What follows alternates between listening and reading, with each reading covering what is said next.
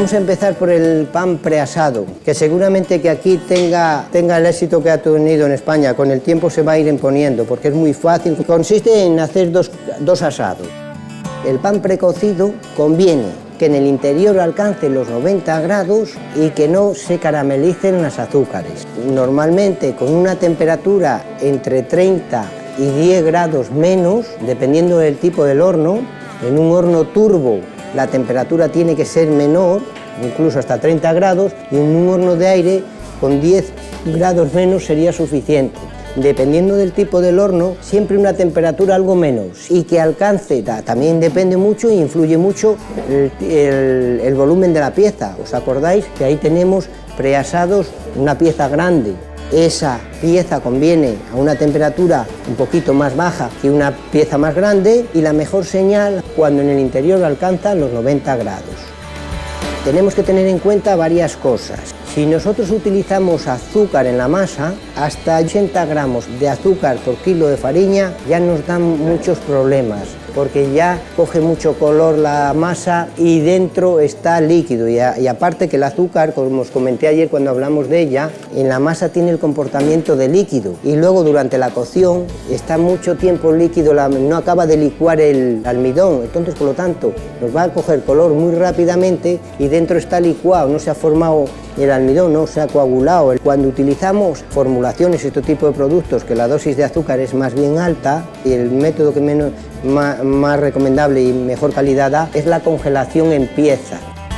Yo me acuerdo cuando empezamos a hacer el preasado en España que la panadería pequeña era un poco reacia a hacerlo, pero al final ha tenido que ir entrando por el aro. ¿Por qué? Porque es un pan muy cómodo, incluso panes que se elaboran muy poco en una panadería artesana.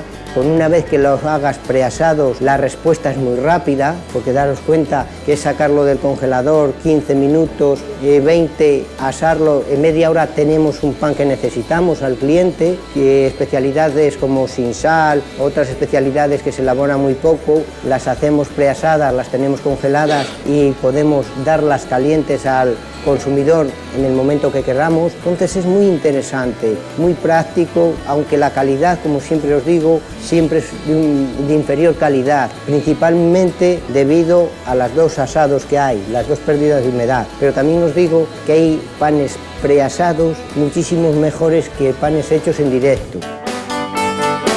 Entonces el pan preasado, la calidad va a depender del proceso que llevemos. Teníamos que tener en cuenta que la harina, pues eso, la harina es muy importante a la hora de hacer el preasado, que sea una harina que no le hayan dado la fuerza con la química, que sea una harina que tenga un gluten bueno. Es muy importante la actividad enzimática, el número de enzimas que tiene.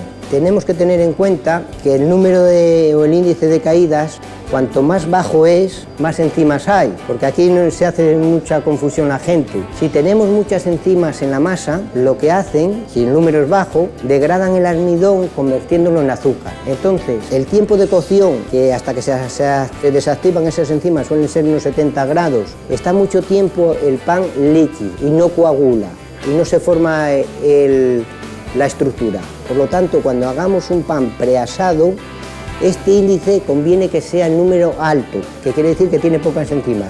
Yo, por ejemplo, he estado viendo sus harinas y está muy bien, el número está muy bien para hacer un pan preasado. Tiene 341, 350, que quiere decir que tiene pocas enzimas, que para este pan es ideal. La manera de conservar el preasado, refrigerado, sin congelar, pero herméticamente cerrado del aire. Manera mejor y donde mejor se conserva y más rentable y más se hace es congelado, como hicimos este. Sacamos el preasado del horno, lo dejamos que enfríe un poquito, tampoco que le dé la corriente al aire, porque la corriente al aire es uno de los mayores enemigos para el pan, tanto en masa como asado. Asado lo seca y masa pues cuartea y luego en el horno no desarrolla. Si lo congelamos, si hacemos como hicimos este, lo sacamos del horno, lo dejamos que se enfríe 35 o 30 grados y ya lo congelamos. Una vez congelado, tampoco mucho tiempo, porque os disteis cuenta que hubo algunos panes ahí que los tuvimos, que marchamos a almorzar y estuvo ahí el túnel funcionando. Tampoco es bueno ultra congelarlo mucho. En este pan ya está fermentado y está medio cocido, pero en el pan que no ha fermentado podemos llegar a quemar las levaduras y luego no fermentan. Luego, una vez congelado, en bolsas de plástico y en congelación y en caja se mantiene mucho tiempo. Otra variante que tenemos es el precocido en atmósfera modificada, que consistía en, una vez que está frío por debajo de 20 grados, unos recipientes, un plástico especial que hay y unas máquinas especiales van pasando, saca el oxígeno y inyecta un gas, y en esas condiciones sin frío se mantiene hasta 90 días perfectamente, sin frío. Este sistema se hace algo en España, pero resulta muy caro. Tanto el envase tiene que ser un plástico especial y bueno y es caro, y el gas es caro y la máquina es muy cara. Entonces hay algo de esto, pero no tanto como congelado. Congelado hay muchísimo más. Y luego tenemos también la técnica del abatimiento, que son, los abatidores son aparatos como el túnel de ultracongelación, muy parecidos. La diferencia es que el abatidor nos permite sacar, según sacamos el pan del horno, meterlo al abatidor, y el abatidor lo que hace es enfriarlo rápidamente sin que pierda humedad. El abatidor es lo que nos hace, y con eso conseguimos que conserve toda la humedad el producto. En la panadería se está cada vez más haciendo ese sistema, lo que pasa que también es caro, ¿eh? Este estaba en la cámara refrigerado, pero estaba al aire. El aire le da, pierde humedad, lo vamos a cocer, ya veréis que también merma mucho más porque ha perdido mucha humedad, y luego como cuando enfríe un poco se descascarilla todo. Veis que se empieza a separar mucho, incluso cuando enfríe más, mirad cómo se separa. Eso es debido que como se perdió tanta humedad, la corteza no tiene humedad e intenta robar la humedad de la miga, y la humedad de la corteza y la humedad de la miga es diferente, y es cuando se descascarilla o se separa la corteza de la miga. Entonces, cuando utilicemos este método, este proceso, conviene tenerlo resguardado con una bolsa de plástico o con un recipiente hermético para que la humedad de la miga sea la misma humedad que la corteza, porque si no nos ocurre esto, y incluso se pronuncia más a medida que pasa el tiempo. Y daros cuenta que solo lleva un día o dos. Si este problema fuera más grande, hay veces que cuando lo vamos a coger se descascarilla todo.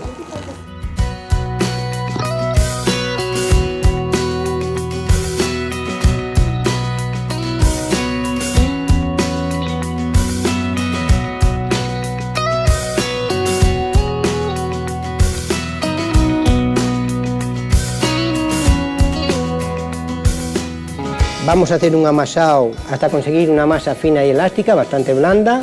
Dejamos reposar en bloque hasta que doble el volumen. Dividimos la masa. Una vez dividida la masa la colocamos en bandejas sobre telas para cogerlas. Lo metemos al horno y lo precocemos. Si cocemos a 210, lo ideal es cocer un poquito más bajo. 200, siempre un poquito más bajo. Y cuando alcance los 90 grados en el interior de la pieza ya está precocido. Lo sacaremos, lo dejamos enfriar, o bien lo congelamos, o bien lo mantenemos en frío, o bien lo pusiéramos en atmósfera modificada o lo batiéramos. Como aquí solo tenemos para congelar y mantener en refrigerado, pues una de las dos opciones hacemos, o las dos. Lo congelamos y lo mantenemos también en un recipiente o en unas bolsas de plástico para poder utilizarlo en un plato de 2-3 días.